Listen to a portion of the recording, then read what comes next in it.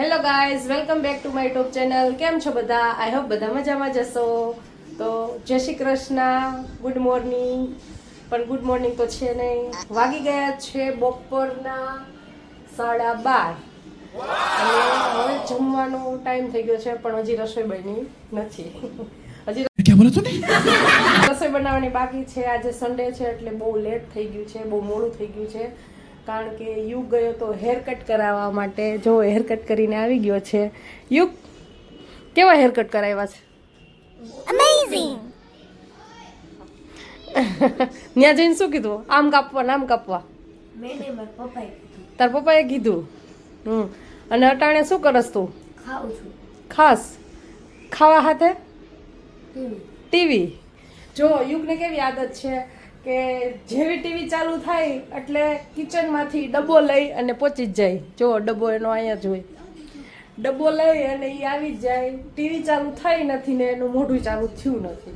બે હારો હા જેટલી વાર ટીવી જોશે એટલી વાર એ મોઢું ચાલુ રાખશે. શું ખાસ યુગ તું? बात तो सही है. ટીમ સિંગ ખાસ? હવે નહીં ખા ને? ખાઈશ. હજી ખાઈશ? હવે બપોરનું પછી જમીશ નહીં, હે ને? બરાબર. આપણે ક્યાં જવાનું છે આજે બપોર પછી? બર્થડે પાર્ટીમાં. કેનો બર્થડે છે? મારા ફાઈના છોકરા. તાર ફઈન છોકરાનો બર્થડે હે? હા, તો કેક ખાઈશ ને? આજે એક બર્થડે પાર્ટીમાં જવાનું છે બપોર પછી 5, 5:30. તો હું તમને બતાવીશ બર્થડે પાર્ટી. તો હવે હું રસોઈ બનાવવા માટે આવી ગઈ છું. જો રસોઈ બનાવવાની છે ભીંડાનું શાક અને રોટલી. તો હવે આપણે ફટાફટ ભીંડો કટ કરી અને રોટલી બનાવી નાખીએ. 12:30 તો થઈ ગયા છે. હમણાં જમવાવાળા આવી જશે. તો ચાલો. समझ रहे हो? समझ रहे हो आप? समझ रहे हो?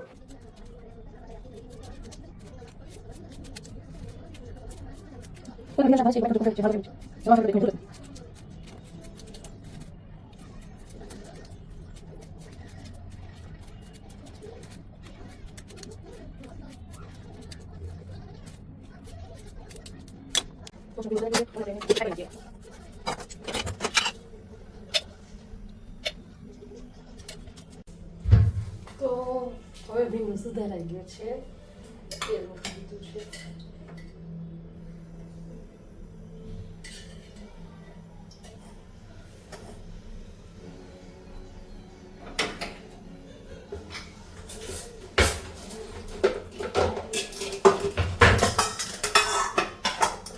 મસાલા આવી ગયા છે.